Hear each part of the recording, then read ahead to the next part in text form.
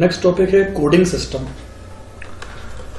Coding system में सबसे पहले हम बात करेंगे आस्की कोड की और समझेंगे कोडिंग सिस्टम क्या होता है। देखिए, कैरेक्टर सेट जितने भी तरह के अवेलेबल अल्फाबेट्स हैं ए से लेकर जेड तक, जितने भी तरह के न्यूमेरिक्स हैं यानी कि अंक 0 से लेकर 9 तक, और तरह तरह के सिंबल्स जैसे प्लस, माइनस, हैश, एम्परसेंड का साइन, क्लाइड, @ वगैरह, तो जितने भी तरह के अल्फाबेट्स हैं, जितने भी तरह के न्यूमेरिकल डिजिट्स हैं, जितने भी तरह के सिंबल्स हैं, इन सभी को सम्मिलित रूप से कैरेक्टर सेट कहा जाता है।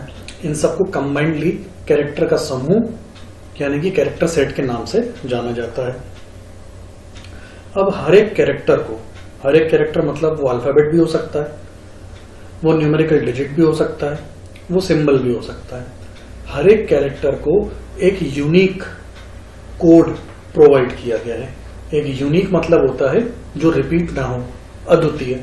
तो हर एक कैरेक्टर को एक यूनिक कोड प्रोवाइड किया गया है और वो कोडिंग सिस्टम, वो कोड का पूरा सेट आस्की कोड कहलाता है। आस्की यानी कि American standard code for information interchange. तो याद रखिएगा, जितने भी तरह के अल्फाबेट्स यानी ए से लेकर जेड तक, कैपिटल अलग, स्मॉल अलग, यानी कि कैपिटल ए का आस्की कोड अलग होगा, स्मॉल ए का आस्की कोड अलग होगा। कैपिटल बी अलग होगा तो स्मॉल बी अलग होगा, यानी कि कैपिटल अल्फाबेट्स को अलग कोड्स मिले हुए हैं, स्मॉल अल्फाबेट्स को अलग कोड मिले हुए हैं। ए से लेकर जेड तक वाले, 0 से लेकर 9 तक के डिजिट्स और अलग अलग तरह के symbols, hash, plus, minus, multiply, divide वगैरह वगैरह, इन सभी को कैरेक्टर सेट में सम्मिलित किया जाता है और प्रत्येक कैरेक्टर को एक यूनिक कोड नंबर प्रोवाइड किया हुआ है और वही कोड आस्की कोड कहलाता है। यहाँ पर मैं एक बात क्लियर कर दूं कि इस कोडिंग सिस्टम में हिंदी को जगह प्राप्त नहीं है, यानी हिंदी शब्दकोश या हिंदी की वर्णमाला का कोई भी अक्षर या हिंदी के अलावा तेलुगु, मलयालम, इस तरह का कोई भी कैरेक्टर इसमें इंक्लूड नहीं है। केवल इंग्लिश अल्फाबेट्स, न्यूमेरिक्स और सिंबल्स ही इस कोडिंग सिस्टम में इंक्लूड है। तो ये था आस्की। और अगर हम बात करें अगले कोडिंग सिस्टम की, जिसको यूजुअली हम ISCI के नाम से जानते हैं। अब ISCI को यहाँ पे कहा जाता है Indian script code for information interchange. तो यहाँ पर आप समझ ही गए होंगे कि आस्की में जितने भी कैरेक्टर्स को एक यूनिक कोड प्रोवाइड किया गया है, वो कैरेक्टर्स केवल इंग्लिश अल्फाबेट्स, न्यूमेरिक्स और सिंबल्स ही हैं। उनमें कहीं पर भी हिंदी का यूज नहीं किया गया है। अब क्योंकि हिंदी भी ग्लोबल लेवल पर आगे बढ़ता जा रहा है, तो हिंदी वर्णमाला के अक्षरों को भी कोडिंग सिस्टम प्रोवाइड किया गया और इस कोडिंग सिस्टम को नाम दिया गया है ISCI, यानी कि Indian script code for information interchange. इसमें कई सारी सपोर्टेड स्क्रिप्ट्स भी हैं हिंदी के अलावा, जैसे आसामी, बंगाली, देवनागरी।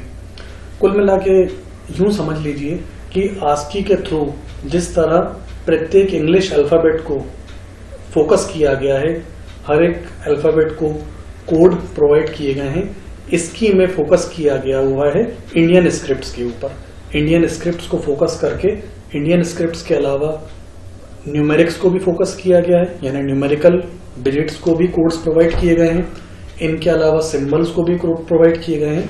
और यूं समझ लीजिए कि इंडियन जो लिटरेचर है उसको ध्यान में रख के यहाँ पर प्रत्येक अक्षर, प्रत्येक मात्रा को एक यूनिवर्सल कोड यानी कि यूनिक कोड प्रोवाइड किया गया है। इसके अलावा हम बात करते हैं एक अलग कोडिंग सिस्टम की, जिसे हम बोलते हैं यूनिकोड, यानी कि यूनिवर्सल कोड्स हैं। यूनिवर्सल कोड्स के आने से तो बहुत सुविधा हो गई। बहुत सुविधा ऐसे हो गई कि जो लैंग्वेजेस हैं उनके बीच का गैप खत्म हो गया। उदाहरण के लिए, आप जब व्हाट्सएप का इस्तेमाल करते हैं, हिंदी टाइप करने में समस्या आ सकती है, तो हम लोग क्या करते हैं कि जैसे मुझे हम लोग लिखना है तो हम HUM लिखेंगे तो वहां पे हिंदी का हम लिख जाएगा, LOG लिखेंगे तो वहां पे लोग लिख जाएगा। तो हम लोग टाइप करते हैं इंग्लिश में, वो convert at the very moment, उसी समय तत्काल दूसरी भाषा हिंदी में परिवर्तित होता जाता है। तो इससे बड़ी सुविधाएं हो गई हैं कि क्योंकि अब जो हमारे पास कीपैड है वो यूजुअली इंग्लिश रहता है, हालांकि हिंदी भी ला सकते हैं, लेकिन हिंदी में टाइप करने में टाइम लगेगा। आप टाइप करते हैं इंग्लिश, वो हिंदी में कन्वर्ट होता जाता है। और ये चीज़ सिर्फ हिंदी तक ही बाउंड नहीं है, हिंदी के अलावा अदर लैंग्वेजेस, आप गुजराती की बात करें, असमीज़ की बात करें, उर्दू की बात करें, तमिल की बात करें, तेलुगु की बात करें, तो आप केवल इंग्लिश में कोड लिखते जाएं, वो हिंदी में माइग्रेट होता जाएगा। तो इस तरह के कोडिंग सिस्टम को यूनिकोड कहा गया है। इससे लैंग्वेजेस का गैप बहुत हद तक खत्म हो गया है और इजी वे में हम कम से कम टाइम का कंजम्पशन करते हुए ज़्यादा से ज़्यादा डेटा टाइप कर सकते हैं। यूनिकोड की एक खास बात यह है कि ये किसी प्लेटफॉर्म पर निर्भर नहीं है। आप सोचें कि ये केवल कंप्यूटर पे ही ऑपरेट होगा, बिल्कुल नहीं। आप इंटरनेट पे देखते हैं इस तरह का गूगल कन्वर्जन आप देखते हैं, आप टाइप करते हैं इंग्लिश में, वो हिंदी माइग्रेट करता जाता है।